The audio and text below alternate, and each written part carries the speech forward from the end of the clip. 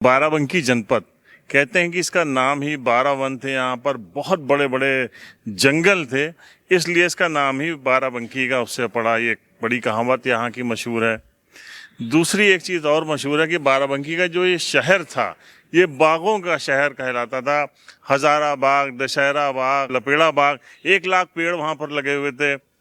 वक्त के साथ साथ जो बाग थे, जो जंगल था, वो कंक्रीट का जंगल होता चला गया। हम सब की आवश्यकता बढ़ी तो हमने घर तो बनाने शुरू कर दिए, बिल्डिंग्स बनानी शुरू कर दी, लेकिन पेड़ों से हम दूर होते चले गए।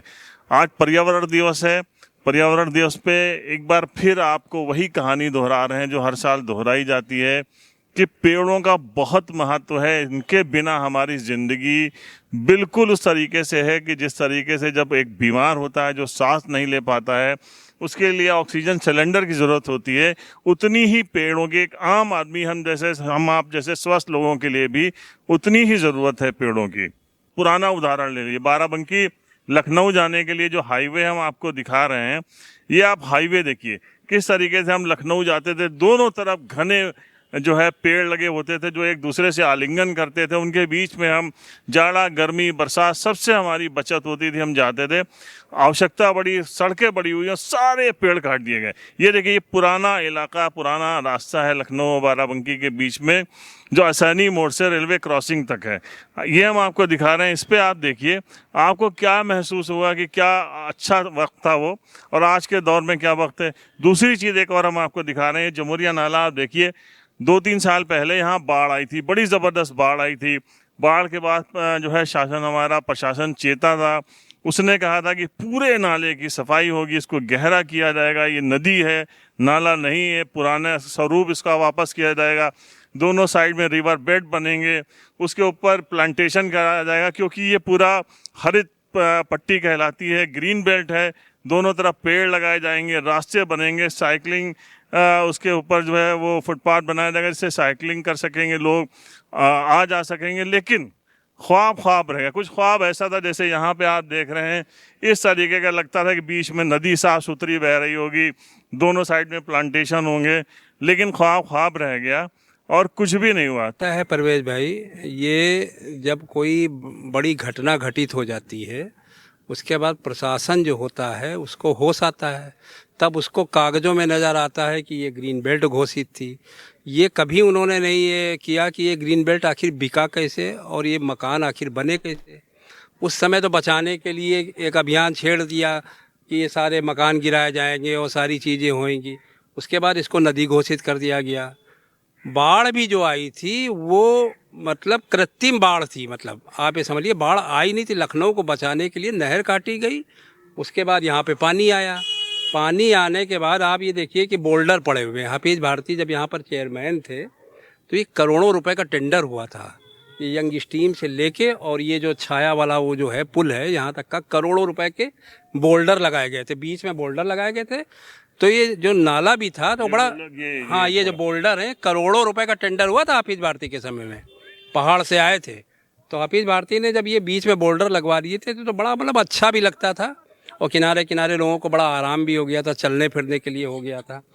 उसके बाद जब इसकी सफाई कराई गई है अपने जो सत्येंद्र कुमार जी डीएम साहब थे उनके समय में, उसके बाद ये बाड़खंड को टेंडर हुआ था करोड़ों रुपए का इसकी सफाई के लिए। और उन्होंने जब सफाई की तो सफाई क्या की थी, मकान जो थोड़े बहुत जो आ रहे थे उनको गिराया गया था, और वैसे के वैसे जो मलबा निकाला गया था वो वैसे का वैसा ही छोड़ दिया गया था। इसके लिए हमने शशांक त्रिपाठी जी को पूरा वो दिया था, लिखित पे दिया था, तो उन्होंने नगर पालिका को ऑर्डर किया था, तो थोड़ा हड़कम मचा। यहाँ पे आप बताइए, ज़िले की सबसे बड़ी जो मतलब समाजवाद के मतलब देश में जिनका नाम है राम सेवक यादव जी, उनकी समाधि बनी हुई, वहाँ पे इतना मलबा जो जमुरिया का निकाला गया था सब वहीं पड़ा हुआ था। तो उस समय थोड़ा हड़कम मचा था, तो नगर पालिका के जो सफाई निरीक्षक हैं वो आए और 4-5 डंपर उन्होंने खाली उठवाए। उसके बाद ना ये बोल्डर लगाए गए, ना इसकी सफाई हुई। और अभी शशांक त्रिपाठी जी के समय में करोड़ों रुपए ई रिक्शा खरीदे गए कि डोर टू डोर कलेक्शन होगा। आप किसी इस मोहल्ले में पूछ लीजिए, क्या डोर टू डोर कलेक्शन हो रहा है? नहीं हो रहा है, ई रिक्शे खड़े हुए हैं। अच्छा, ये जलकुंभी कभी नहीं थी पहले? कभी नहीं थी। जलकुंभी होने का कारण यही था, जब ये बोल्डर हफीज़ भारती ने लगवा दिए थे तो बीच में पानी बहता था, तो जलकुंभी का कोई मतलब ही नहीं था। और जब से ये बोल्डर हटाए गए हैं, आप समझिए पूरी जलकुंभी बढ़ती चली जा रही, और बारिश का मौसम आ रहा है। तो सफाई के नाम पे करोड़ों खर्च किए गए, करोड़ों खर्चा किए गए, करोड़ों अभी फिर निकल मकान तोड़े गए और उनका मलबा मलबा वैसे का वैसा ही गरीबों को विस्थापित किया गया। गरीबों की कोई सुध नहीं। एक कोरोना आके चला गया, इबोला आने वाला है। अच्छा मनीष भाई, ग्रीन बेल्ट घोषित है, तो ग्रीन बेल्ट का मतलब क्या होता है? देखिए, ग्रीन बेल्ट का घोषित का मतलब ये होता है वहाँ पे ऑलरेडी पेड़ पौधे सब लगे होने चाहिए। जब पेड़ पौधे आज ये यहाँ तो बताइए, लगे थे वो कट गए और किसी को होश नहीं रहा। अब जब मकान बन गए तो फिर ग्रीन बेल्ट का रोना रोया जा रहा है। भाई ग्रीन बेल्ट बाराबंकी में बचा ही नहीं है, और ये अधिकारी ही सब ग्रीन बेल्ट को खत्म करने में लगे हुए हैं। ऐसा नहीं है कोई भी चीज बिकती है। आपने एक डीएम साहब से फिर एक कंप्लेंट की है कि जो पल्ली चौराहा है यहाँ से लेकर और मोहनलाल डिग्री कॉलेज जो बेनी बाबू वाला कॉलेज बना है, ये भी ग्रीन बेल्ट घोषित है। और यहाँ पर सब यहाँ भी सब बड़े बड़े कॉम्प्लेक्स बन गए हैं। इसको भी दिया, यही जो नए वाले डीएम साहब आए हैं तो इन्होंने एसडीएम साहब को मार्क किया है। हमारे पास मैसेज भी आ गया। अब देखिए उसमें क्या होता है, लेकिन होता क्या है कि जब अधिकारियों के जेब में पैसा पहुंच जाता है तो सब अच्छा कुछ है क्या, जनता की भी जिम्मेदारी होनी चाहिए कि मतलब चलिए ठीक है आपने मकान बना लिए, या वन विभाग इतना बड़ा अभियान अभी देखिए फिर चलने वाला अभियान, तो कम से कम अगर आज ये पेड़ किनारे किनारे लगाए गए होते, बोल्डर लगा होता, तो कुछ तो पेड़ लगते, कुछ तो हवा लोगों को मिलती। बातें तो बहुत की गई थी कि दोनों साइड होगा, लोगों के पैदल चलने का, साइकिल और वो बनाया मार्ग बनाया जाएगा, फिर प्लांटेशन किया जाएगा। भैया परवेज भाई, अभी आपने एक न्यूज़ चलाई थी बस स्टेशन से रेलवे स्टेशन तक, जनवरी से वो रोड बन रही है और लेटर रखा हुआ आज ही अभी हम डाकखाने से लेके आ रहे हैं। आवास विकास परिषद ने जवाब देखिए क्या दिया है उसका। मतलब बन रही है, 5,75,00,000 रुपया कहाँ गए, क्या है, कब तक बनेगी। उस दिन हमने एसडीएम साहब से कहा कि मैडम ये कितने दिन में कोई प्रोजेक्ट, कितना बड़ा प्रोजेक्ट है। उसके अभी बड़ी मजेदार कहानी है कि 1 साल पहले गवर्नर आनंदीबेन पटेल जी आई थी और वो रोड बनी थी, रातों रात उस पर करोड़ों खर्च करके बनाई गई थी। 1 साल में दोबारा रोड बन रही है 5,75,00,000 रुपए की। वो अभी लेटर हम आपको दिखाते हैं, रखा है गाड़ी में, अभी हम वही डाकखाने से लेने आए। हमारा एड्रेस है कटरा मोहल्ले का और डाल दिया उसके ऊपर आवास विकास परिषद। अब डाकखाना वो डाकिया जो है लिए घूम रहा बनी। अच्छा, उसका जो ब्लूप्रिंट आया था तो क्या कहते थे टोक्यो में सड़क होती है, उस टाइप की सड़क बनाई है। या वही है ना कि उधम गोडवी जी जो है हमारे, उनकी जो शायरी है उसमें उन्होंने तो कहीं कह दिया ना कि फाइलों में ही हर चीज जो है वो नजर आती है। पीछे भी एक हाल देख लीजिए आप, सूरत हाल ये है कि करोड़ों रुपए खर्च किए गए थे और कहा गया था कि इसको नदी की तरह बनाया जाएगा, दोनों साइड में इसके बेड होंगे, उससे लोग गुजरेंगे, अच्छे से प्लांटेशन होगा, पेड़ पौधे लगाए जाएंगे, रास्ता। और एक ये भी प्लान चल रहा था कि यहाँ ये जो सामने यंग स्ट्रीम कॉलेज देख रहे हैं, यहाँ से आवास विकास तक एक रोड बना दी जाएगी जिससे जो लोग जाना चाहते हैं हाईवे तक वो ट्रैफिक से बचेंगे।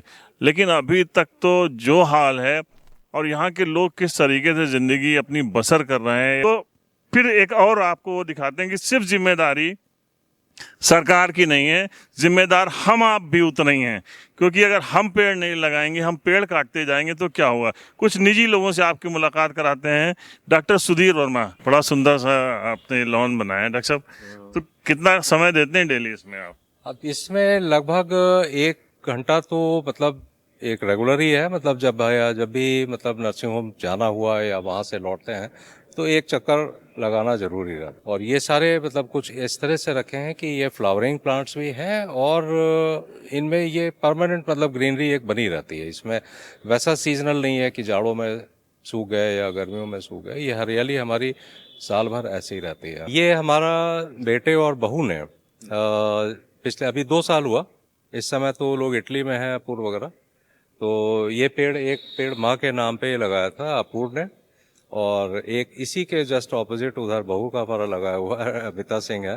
तो ये चल रहे हैं और रेगुलर फॉलोअप होता है। हाँ, रेगुलर फॉलोअप। तो हम लोगों ने जैसे करौली के आसपास अभी लास्ट ईयर लगाए थे पेड़, और वन विभाग की तरफ से बड़े छायादार पेड़, नीम के पेड़ लगाए थे, और उसको फिर रेगुलर फॉलोअप करते हैं कि अगर मान लीजिए उसमें पानी देना है या कोई ना कोई सदस्य, जैसे मान लीजिए कि हाईवे से निकल रहे हैं, अगर देखा कि हाँ कोई पेड़ अगर खराब हो रहा है तो उसको यहाँ पे है फॉरेस्ट डिपार्टमेंट में, अगर उनको सूचित कर देते थे तो वो उसको चेंज कर देते हैं, और वो अभी भी चल रहे हैं, अच्छे चल रहे हैं। इसके अलावा हम आपको एक और ले चलेंगे। एक सोसाइटी है उन लोगों ने मिल के एक पार्क बनाया हुआ है। तो हम आपको दिखा रहे हैं किस तरीके से पर्यावरण का जो बचाव है उसके लिए हमारा शासन कितना संजीदा है, प्रशासन कितना संजीदा है, सिविलियंस कितने संजीदा है। इस पर बहुत कुछ डिपेंड करता है। सब कुछ सरकार की जिम्मेदारी नहीं रहती, सरकार के साथ साथ आम लोगों को भी उतना जागरूक होना पड़ता है। परवेज भाई, हम यहाँ पर इस मोहल्ले में आए थे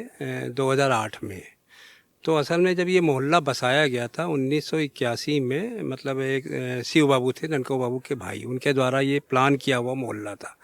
तो उन्होंने 2 जगह छोड़ी थी पार्क के लिए, एक ये वाला पार्क और एक वो आगे ननको कोठी के बगल में। तो जब हम यहाँ पे रहने के लिए आए थे तो हमने लोगों को प्रेरित किया। अब जैसे ये हमारे अध्यक्ष जी हैं, मतलब JP Srivastava ji, retired engineer हैं, और आप ये एसडीओ रह चुके हैं शहर के, मतलब बिजली विभाग के एसडीओ रह चुके हैं। तो आप लोग तो पहले, हम तो यहाँ किराए पे रहने के लिए आए थे, तो पितृपक्ष पड़ा था, तो हमने कहा तो यहाँ पे सिलेंडर बढ़ते थे, नारायण गैस वाले, और उधर आगे कुशमेश के सिलेंडर बढ़ते थे। तो गर्मी में वो सिलेंडरों को उठा उठा के फेंकते थे। तो ये हमको मतलब ये हुआ कि कहीं ये सिलेंडर दग ना जाए, इतनी गर्मी उठा उठा के फेंके जाए। तो हमने फिर लोगों को प्रेरित किया, हमारे 10-15 लोगों को हमने प्रेरित किया कि यहाँ पर एक एक पेड़ कम से कम लगाया जाए। तो सबसे हमने पैसे लिए और सब लोगों ने पैसा दिया भी, सहयोग किया हमारा। तो हमने उन लोगों के पिताजी के नाम, ने कहा अपने पिताजी के नाम से आप एक एक पेड़ लगाइए। तो ट्री गार्ड बनवाया, सारे पेड़ लेके आए, तो फिर उनकी देखभाल किया। देखभाल होने के बाद जब हमारे पेड़ बड़े हो गए तो फिर हमारे जो अध्यक्ष जी हैं, तो हम लोगों ने एक सोसाइटी का गठन किया, दुर्गापुरी कल्याण समिति, जिसके हमारे लगभग 12 मेंबर हैं। और मतलब आप समझ लीजिए कि हर महीने 100 रुपये उसमें देते हैं। धीरे धीरे फिर सब लोगों ने सहयोग किया, जैसे हमारे अध्यक्ष जी हैं, जी के अंकल हैं, रामधन मुखर्जी हैं, तिवारी जी हैं।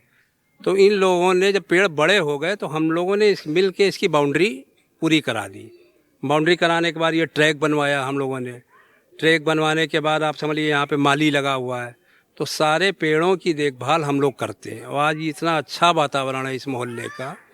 तो अगर इसी तरह से आम नागरिक भी मतलब जागरूक हो, सरकार की तो जिम्मेदारी जो है वो तो उसको तो एक अभियान चलाना। और कोरोना अभी देखिए आया, 2 बार कोरोना आया, तो सांसों की कीमत ऊपर वाले ने समझा दी कि सांस की कीमत क्या होती है। तो ये सोसाइटी का पार्क है, इन लोगों ने खुद से बनाया और चारों तरफ अच्छी मतलब ग्रीनरी भी आपको यहाँ नज़र आ रही है।